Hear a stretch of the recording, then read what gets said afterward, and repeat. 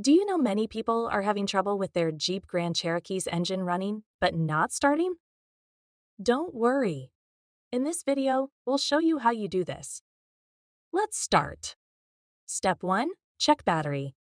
Ensure the battery is fully charged and the connections are clean and tight. Step 2. Check fuel. Verify that there's enough fuel in the tank and that the fuel is not contaminated. Step 3. Check key fob. Ensure key fob functionality and replace the fob battery if needed. Step 4. Clear flood. If the engine is flooded, push the accelerator pedal to the floor and crank the engine for up to 15 seconds. Step 5. Check diagnostics.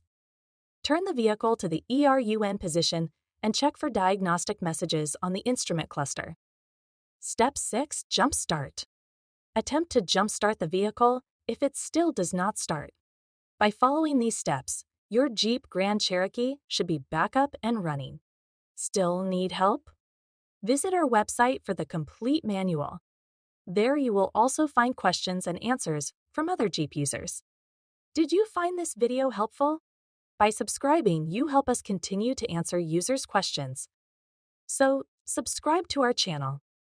Thanks for watching, and see you in the next video.